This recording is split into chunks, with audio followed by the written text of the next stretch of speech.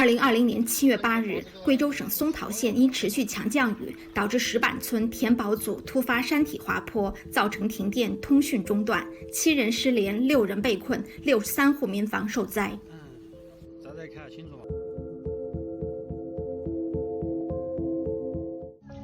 松桥哦，这也叔叔。松桥哦。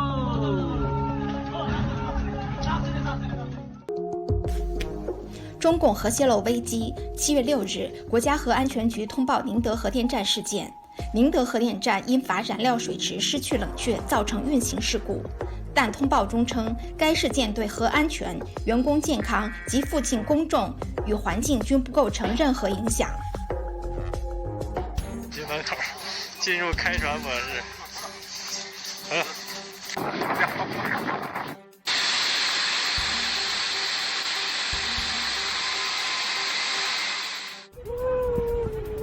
南宁英华桥上，母亲将孩子抛下邕江，随后在桥上痛哭。CCP 统治下的悲剧。有阳光，有运动，有小孩才有勇气家庭。我在家。湖北黄梅，一个父亲背着女儿去高考，父爱如山，只是原本可以不这样。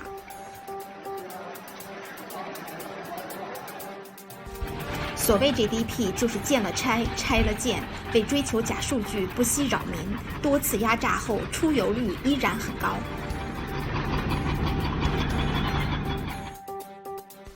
中国制造业汇集地沿海6大电厂运营数据暂停发布，用电量最能体现经济状况，不敢发布，则经济可想而知。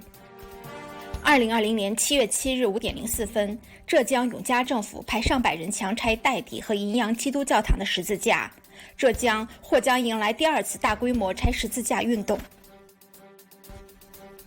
似曾相识，人民日报呼吁高校毕业生到基层去，第2次上山下乡。国安法控制网络言论，要求脸书、推特等社交平台配合提供危害国家安全的个人信息，否则将被罚款或整改。2020年7月8日上午，驻港国安公署在香港揭牌，预示着开启香港的黑暗时代。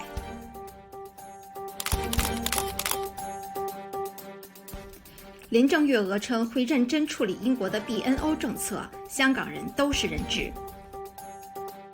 BNO 护照持有者有300多万人，英方在做出决定之前，最好要想一想，这些人如果都到了英国，他们要享受跟英国国民一样的工作、医疗、福利待遇。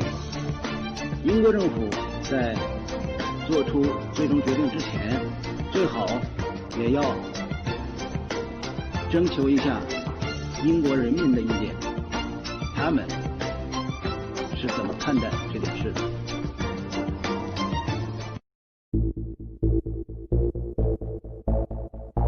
FBI 说的话你也能信。我对美国的外交政策被像雷这样的 FBI 官员等反华势力所左右、所绑架感到遗憾。你刚才提到了一些事例，我也注意到，他公然声称每10个小时就处理一起涉华案件。他们不要以为中国安全部门是吃素的。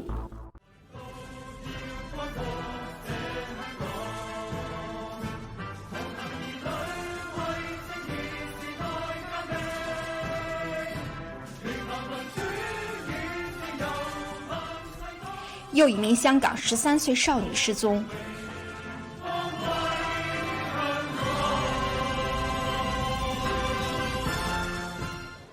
Hello， 你好，我们是香港的记者，你会讲国语还是广东话？不知道呢。哎，对啊，那你知道今天你是在附近游客还是在这里工作？我不在这里工作。不在这里工作？对啊。那你知道今天这个地方是国安公署吗？刚看到。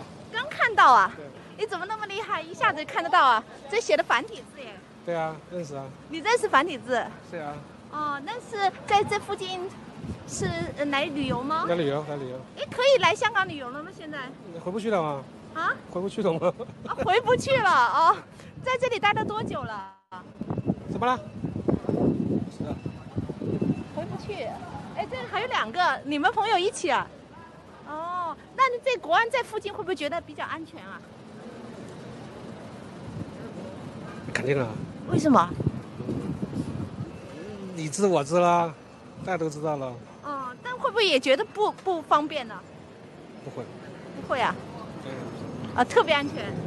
哦，所以今天来是来朝圣一下。你们是哪个记者的？我们是大剧园的。大剧园的，法轮功的。大剧园不是法轮功。都有事。哦 ，OK。咦，佢入去喎。他一聽到大劇院就說有事。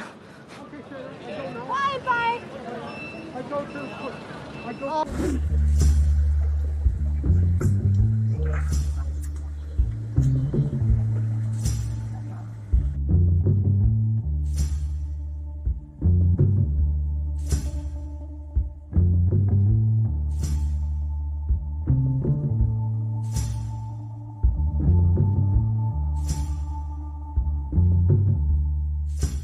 现在呢，就要说说这个郑彦雄这个人呢，故事不少，但不是佳话，都是会史。这些会史呢，让外界担心，从未在香港担任过职务的他，会把香港折腾成什么样子。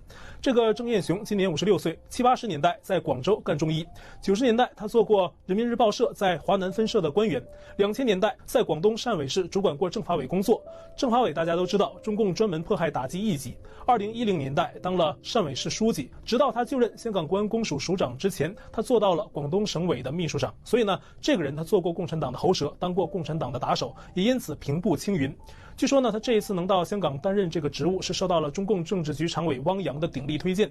光看这些履历呢，大家对他都不能充分的了解。要了解郑彦雄，还得要知道他的成名作，就是中外闻名的广东乌坎村事件。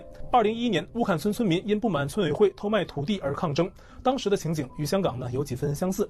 乌坎抗争呢分2个阶段，第一次是在2011年9月21号开始，一直持续到当年12月下旬才结束。按官方说法，村民提出了财务审计、土地、村委选举等5项诉求，当局呢自己一边说这些诉求得到处置，一边呢却又抓走了乌坎村的多名村民代表。村民因为不满而发起集会抗议，抗议中人们打出反对独裁、还我人权及开放全国选举等标语，并且呢与警察堵路对峙，禁止政府人员进村，只欢迎外国或香港记者前往。后来事件经过广东省的调停而告一段落。随后在2012年3月，乌坎村在强大民意坚持下，罕见的在中共治下的大陆以1人1票选举出自己的村委会，选出了村委主任林祖鸾，后来呢更名为林祖练，被誉为中国基层民主选举典范。4年后的2016年，乌坎村因为政府未能完全履行承诺，并抓捕了林祖练，再爆发抗议。但这一次，中共采取铁腕镇压，造成了中国近年来规模最大的流血群体事件。我们比较概括地介绍了一下乌坎村的事件。那整个事件呢，郑彦雄一直在广东省内任职，特别是2011年乌坎第一次抗议期间，时任汕尾市书记的郑彦雄是导致事件恶化的最主要责任人。他派出武警以强硬手段呢暴力镇压，并且逮捕多名村民。其中呢，村民代表薛锦波在羁押第3天突然死亡，医院给出的说法是猝死，无疑义。但是呢，家属看到薛锦波的遗体后，发现马路都展开了，你看马路都展开了，喷水出来，哦，不得了啊，好危险，好危险。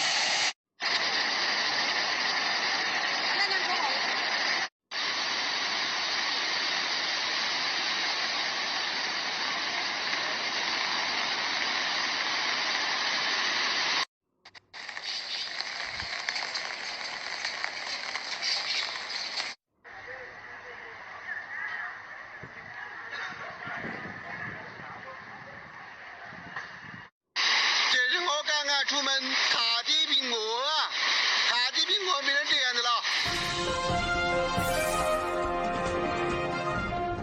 Is now the right time to be doing this move? Well, it's absolutely the right time to notify Congress. With all due respect to Senator Alexander's view, the World Health Organization let the world down, and by not informing the United States and the wider world of this pandemic as it began in China, as giving ill-fated advice in January and February.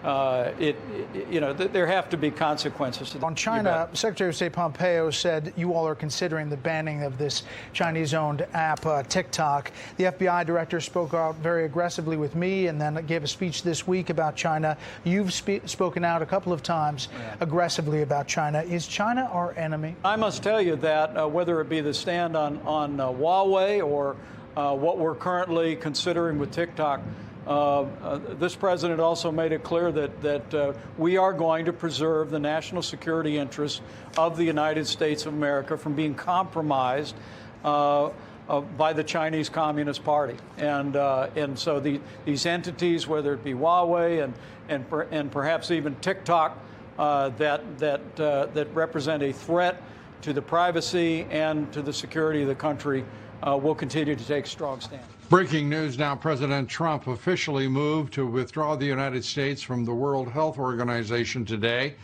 The WHO that lied about the severity of the China virus and then covered up for China's cover-up. The United States submitted its withdrawal notification to the UN Secretary General.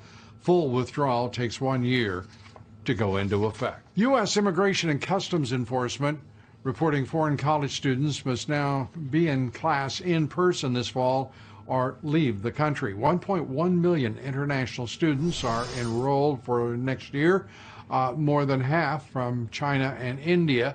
The top 5 schools with the highest number of foreign students, 4 private schools and a public school: New York University, University of Southern California, Northeastern University, Columbia University, and the public University of Illinois.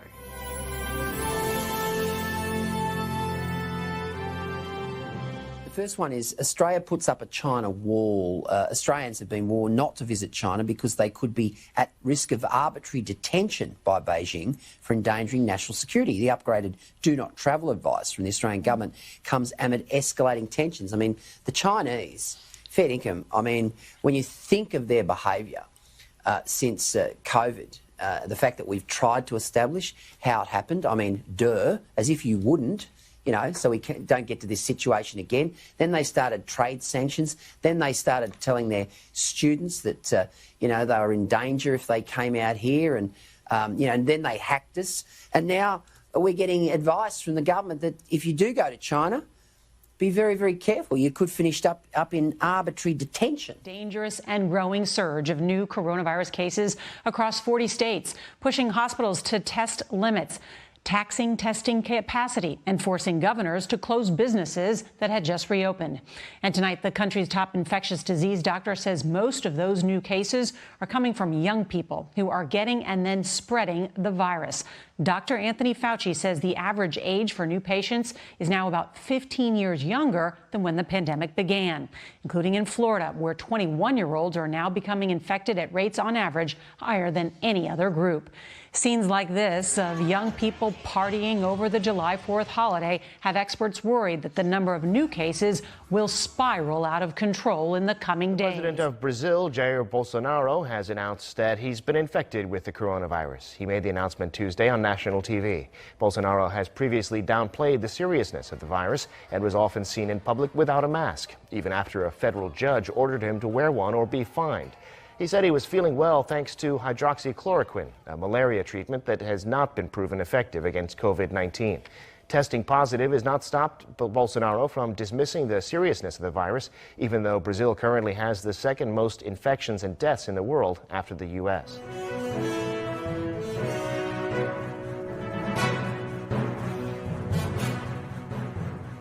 Raheem, we kept Jack Posobiec on, correct? Yes. Yeah, we have Jack. Jack, let's talk about Hong Kong for a second. Give us the latest breaking developments out of there, particularly the hammers they've sent in by the PLA and state security to make sure they're totally cracking down on the free people of Hong Kong. Well, Steve, one of the last times that I was in the studio there for War Room, I broke down how essentially what Hong Kong has done. We talk about this as a new national security law. What China has done, when you sort of translate out their CCP language, and I don't mean the Mandarin, but I mean the words. This isn't a national security law. What they've done is they've enacted a new secret police force that is only ordered and directed directly to Beijing and actually to the Politburo, Xi Jinping himself. So this new secret police in Hong Kong that they've set up, which is specifically targeting the protesters and anybody who might be providing aid to them and support to them, people have said, is this thing going to have teeth or not? What's it going to be like? Well, they've sent a massive message to the people of Hong Kong and to the world because they just appointed the head of their new Hong Kong secret police as Zheng Yanxiong. Zheng Yanxiong is a guy who's known for his crackdown on the villages, on the provinces, out when they had riots that were going on, when the workers would be rioting and protesting against local officials. This was the guy that cracked those down. He has a decade of history cracking down on the workers and the farmers out in the provinces of China, mainland China, so they know that this is the hammer to bring into Hong Kong. This elevation of him to the head of the secret police of Hong Kong, and the fact that they're also now bringing in Chinese intelligence officials, Chinese internal security officials to head this thing. It shows you exactly where they're going to go with this. It shows you that the rule of law is being completely punted to the side. They're kicking it right into Kowloon Bay, and they are going to set up a Beijing-style secret police right there in Hong Kong. I got to tell you, Jack, we only got your phone. Jack, Maxie, hang on for a second. Back one, Pasova, just for a few minutes before we got him. Jack, the President of the United States came into the Rose Garden in late May and talked about, hey, this move on Hong Kong is absolutely unacceptable, and we're going to come out with a number of action steps that have to be taken. How severe do you think the president needs to be? I mean, we've advocated complete sanctions on individuals, on financial institutions, on cutting off access to the U.S. dollar. In your perspective, since you're a former naval intelligence officer that focused on the CCP, what do you think the president of the United States, what actions does he have to have regarding Hong Kong? Well, it's an interesting situation because, of course, geography is destiny in many of these cases. Hong Kong, situated where it is at the head of the Pearl River Delta, they're in the mouth of the dragon. You cannot separate it from the Chinese mainland. It is essentially, it is physically there, and of course, since 1997, it has fallen under their sovereignty. That being said, the fulcrum on which all of the CCP's power rests is its economic relationship with the United States and a little bit of its burgeoning economic relationship with the rest of the world, but it really is that relationship with the United States. We finance them, we fund them, we buy their products, we put their money in their coffers. Once you go after that, once you start making them feel the pain at the highest levels in terms of that, sanctions are a good step, the currency, fighting the devaluation is a very good step, but anything that you can do to them economically is going to be what they really pay attention to, because everything else, whether you talk about statements or whether you talk about language or anything at the UN, it's just not going to have the same kind of effect on their bottom line as economic pressure is going to. Jack, Maxie, go ahead and jump in there. You had a question for Pasovic?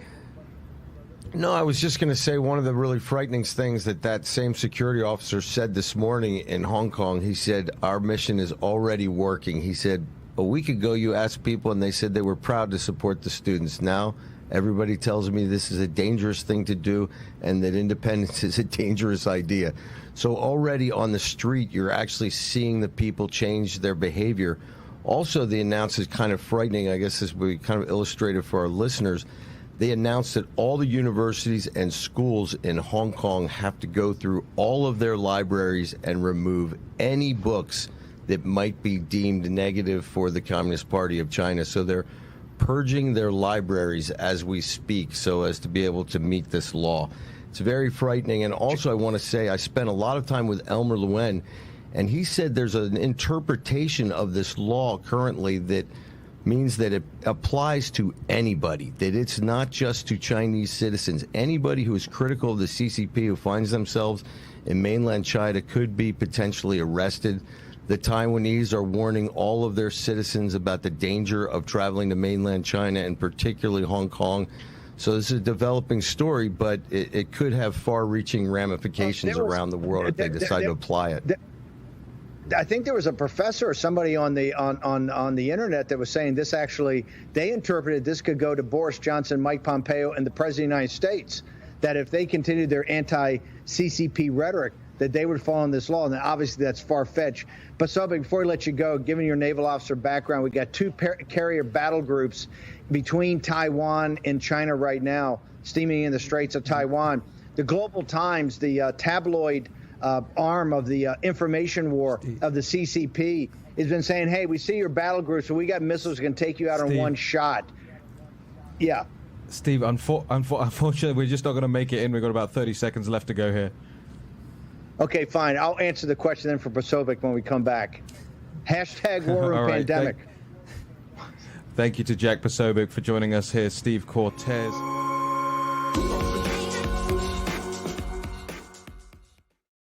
所以说，兄弟姐妹们，接下来这一周热闹啦！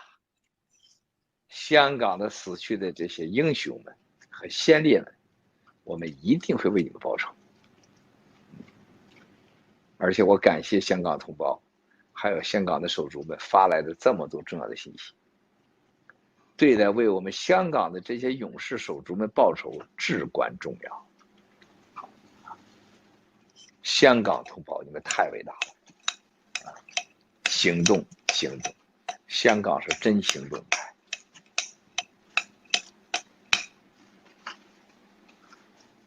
从香港这件事情上，欧洲人、美国人对华人重新认识，彻底的打了共产党的脸。中国人种有问题，中国人教育太低，不配有民主法治。中国人性能力有问题，啥都有问题就共产党没问题。这一次让西方认识到中国这个人种是没问题。最近在美国流行着一种私下的讨论，说如果美国所有的社会问题要想长远解决，只有4个办法。第一个，干倒共产党第二个，光复汉康，光复汉康叫香港成为中国人和世界的桥梁。第三个，承认新中国联邦，新中国联邦宣言太好了。第四个，给美国移民1500万中国人，所有美国社会问题都解决了。这4条现在在社会上最流行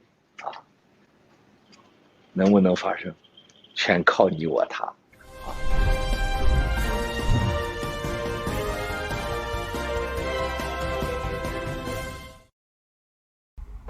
川普政府通知国会和联合国，美国已经正式退出世界卫生组织。